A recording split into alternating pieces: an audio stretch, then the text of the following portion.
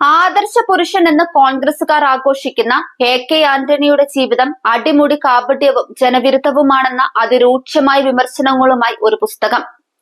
കോൺഗ്രസ് നേതാവും ദീർഘകാലം SNDP യോഗം ജനറൽ സെക്രട്ടറിയുമായിരുന്ന അഡ്വക്കേറ്റ് കെ ഗോപിനാഥനാണ് തന്റെ ആത്മകഥയിൽ കെ ആന്റണിയെ തുറന്നു കാണിക്കുന്നത്. സ്വന്തം കാര്യസാധ്യത്തിനു വേണ്ടി ആരെയും ഒറ്റുകൊടുക്കാൻ മടിയില്ലാത്ത ഒരു ചതിയനായ മനുഷ്യനാണ് കോൺഗ്രസ് വർക്കിംഗ് കമ്മിറ്റി അംഗവും മുൻ മുഖ്യമന്ത്രിയുമായ കെ ആന്റണി. അധികാരത്തോട് വിരക്തിയും വിമുഖതയുമുള്ളയാളെന്ന പരിവേഷം കൊണ്ട് നടക്കുമ്പോഴും അധികാര സ്ഥാനങ്ങളിൽ അള്ളിപ്പിടിച്ചിരിക്കാൻ ഒരു മടിയും കാണിക്കാത്തയാളാണ്. കേരളത്തിലെ കോൺഗ്രസ് നേതാക്കളിൽ സമാനതകളില്ലാത്ത പദവികളിൽ ഇരുന്നിട്ടും ആർക്കു വേണ്ടിയും സ്ഥാനങ്ങൾ ഒഴിഞ്ഞു കൊടുക്കാത്ത അധികാര കൊതിയനാണ് അയാൾ. സാധാരണ കോൺഗ്രസുകാർക്ക് വേണ്ടി ഒരു ഉപകാരവും ചെയ്യത്തുമില്ല, പ്രതിസന്ധി ഘട്ടങ്ങളിൽ അവർക്കൊപ്പം നിൽക്കാറുമില്ല എന്നാണ് പുസ്തകത്തിലെ വിമർശനം. ലിബിഡസ് പബ്ലിക്കേഷൻസ് ആണ് പുസ്തകത്തിന്റെ പ്രസാധകർ. അഡ്വക്കേറ്റ് കെ ഗോപിനാഥന്റെ ഞാൻ എന്റെ ജീവിതം എന്ന ആത്മകഥയുടെ പ്രകാശനം ഈ മാസം 24-ന് കോൺഗ്രസ് നേതാവ് VM സുധീരനാണ് നിർവഹിച്ചത്. 94-ാമത്തെ വയസ്സിലും കരുനാഗപ്പള്ളിയിലെ പൊതുമണ്ഡലങ്ങളിലും കോൺഗ്രസ് രാഷ്ട്രീയത്തിലും ഗോപിനാഥൻ വളരെ സജീവമാണ്. കെ ആന്റണി എന്ന കോൺഗ്രസ് നേതാവിനെ ഇത്രമേൽ തുറന്നു കാട്ടിയ മറ്റൊരു ഗ്രന്ഥമോ ലേഖനങ്ങളോ സമീപകാലത്തൊന്നും മലയാളത്തിൽ ഉണ്ടായിട്ടില്ല. ഒരു മറയുമില്ലാതെ ആന്റണി എന്ന രാഷ്ട്രീയ നേതാവിനെ പൊളിച്ചടുക്കിയിരിക്കുകയാണ് ഗോപി വക്കീൽ. പുസ്തകത്തിലുടനീളം കെ കരുണാകരന്റെ സ്വഭാവ വൈശിഷ്ട്യങ്ങളും ആന്റണിയുടെ സ്വഭാവത്തിലെ ഇരട്ടത്താപ്പുകളും അദ്ദേഹം താരതമ്യം ചെയ്തിട്ടുണ്ട്. കോൺഗ്രസിന്റെ വിദ്യാർത്ഥി പ്രസ്ഥാനമായ KSUവിന്റെ സ്ഥാപക നേതാവാണെന്ന കെ ആന്റണിയുടെ അവകാശവാദത്തെ ഗോപി വക്കീൽ ശക്തമായി ഖണ്ഡിക്കുന്നു. KSUവിന്റെ രൂപീകരണവുമായി ആന്റണിക്ക് ഒരു പങ്കുമില്ലെന്നാണ് ഈ ആത്മകഥയിൽ വ്യക്തമാക്കുന്നത്. അതുപോലെ ഒരണ സമരത്തിലും ആന്റണിക്ക് ഒരു പങ്കുമില്ലെന്നാണ് വക്കീലിന്റെ നിലപാട്. കെ കരുണാകരൻ എന്തെല്ലാമായിരുന്നു അതൊന്നുമായിരുന്നില്ല കെ ആന്റണി. രാഷ്ട്രീയത്തെ അക്ഷരാർത്ഥത്തിൽ അവസരങ്ങളുടെ കലയാക്കി മാറ്റിയ വ്യക്തിയാണ് ആന്റണി. വിദ്യാർത്ഥി ജീവിതം മുതൽ തന്നെ അങ്ങനെയായിരുന്നു. KSU തുടങ്ങുമ്പോൾ ആന്റണി കോളേജിൽ പോലും എത്തിയിരുന്നില്ല. എന്നാൽ KSUവിന്റെ സ്ഥാപക നേതാവ് എന്നാണ് ആന്റണി വിശേഷിപ്പിക്കപ്പെട്ടത്. 1957-ൽ KSU രൂപം കൊള്ളുന്നത് ജോർജ് തരകൻ പ്രസിഡന്റും വയലാർ രവി എന്ന MK രവീന്ദ്രൻ ജനറൽ സെക്രട്ടറിയുമായിട്ടായിരുന്നു. ഇവരുൾപ്പെടെ അന്നുണ്ടായിരുന്ന യഥാർത്ഥ സ്ഥാപകരെയെല്ലാം തമസ്കരിച്ച് KSUവിന്റെ സ്ഥാപകനായി അദ്ദേഹം വിരാജിക്കുന്നുവെന്നും ഗോപി വക്കീൽ എഴുതുന്നു. ഭാഗ്യം കൊണ്ട് മാത്രം അധികാരത്തിൽ പിടിച്ചുനിന്ന ആളാണ് ആന്റണി. മറ്റാരെക്കുറിച്ചും ചിന്തിക്കാതെ, അവരെക്കുറിച്ച് വ്യാകുലപ്പെടാതെ സ്വന്തം കാര്യം മാത്രം നോക്കി നടന്നതുകൊണ്ട് ഇക്കാലം അത്രയും അദ്ദേഹം രാഷ്ട്രീയത്തിൽ നിലനിന്നു. ഭാഗ്യമെന്നും അദ്ദേഹത്തോടൊപ്പമായിരുന്നു.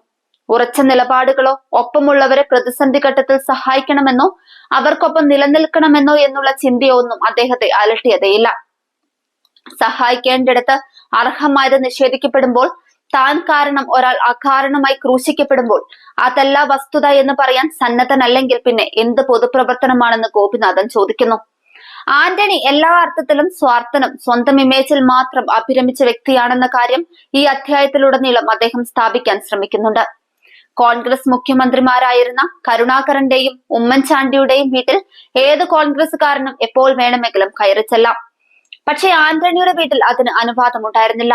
ആരും അങ്ങോട്ട് പോകാൻ തയ്യാറായിട്ടുമില്ല. കോൺഗ്രസുകാരൻ എന്ന നിലയിലല്ല, SNDP യോഗം ജനറൽ സെക്രട്ടറി എന്ന നിലയിലും തനിക്ക് കെ കരുണാകരനിൽ നിന്ന് ഊഷ്മളമായ അനുഭവങ്ങളും അതിശക്തമായ പിന്തുണയുമാണ് ലഭിച്ചത്. എന്നാൽ ആന്റണിയിൽ നിന്ന് തിക്താനുഭവങ്ങളും നിസ്സഹകരണവും ചതിയും മാത്രമാണ് ഉണ്ടായത്. ആന്റണി മുഖ്യമന്ത്രിയായിരുന്ന കാലത്താണ് ശിവഗിരി സംഭവവും പോലീസ് നടപടികളും ഉണ്ടായതെന്നും ഗോപിനാഥൻ ഓർമ്മിപ്പിക്കുന്നു. ശിവഗിരിയിലെ സന്യാസിമാർ തമ്മിലുണ്ടായ അധികാര തർക്കങ്ങളും അതേ തുടർന്നുണ്ടായ കോടതി വിധിയുമാണ് 1995-ലെ പോലീസ് നടപടിയിലേക്ക് നയിച്ചത്. നിരവധി സന്യാസിമാർക്ക് പോലീസ് ലാത്തിച്ചാർജിൽ പരിക്കേറ്റു. യാതൊരു ആലോചനയുമില്ലാതെ മുഖ്യമന്ത്രി ആന്റണി ഒറ്റയ്ക്കെടുത്ത തീരുമാനമായിരുന്നു പോലീസ് നടപടി. ഏതൊരു സാഹചര്യത്തിലായാലും ശിവഗിരിയിൽ പോലീസ് നടപടി ഉണ്ടാവരുതെന്ന SNDP യോഗം കൗൺസിലിന്റെ തീരുമാനവും അവഗണിച്ചാണ് ആന്റണി പോലീസ് നടപടിക്ക് അനുമതി നൽകിയത്.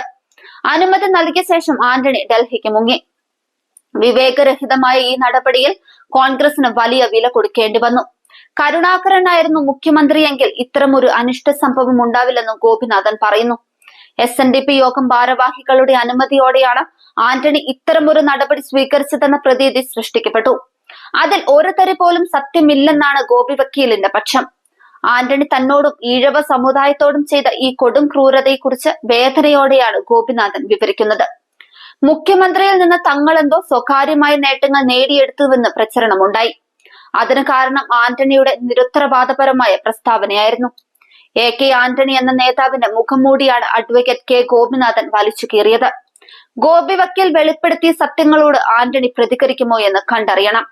ചോദ്യങ്ങൾക്ക് മറുപടി പറയാതെ മൗന വാൽമീകത്തിൽ പാത്തിരിക്കുന്ന പതിവ് സ്വഭാവം കാണിക്കുമോ എന്നാണ് കേരളം ഉറ്റുനോക്കുന്നത്. ആയുസിന്റെ സായം സന്ധ്യയിലെത്തി നിൽക്കുന്ന ആന്റണി എന്ന ആദർശ ധീരൻ ഗോപി വക്കീലിന്റെ വെളിപ്പെടുത്തലിനെതിരെ പ്രതികരിച്ചാൽ വലിയൊരു വിവാദത്തിന് തന്നെ വഴിതെളിക്കും.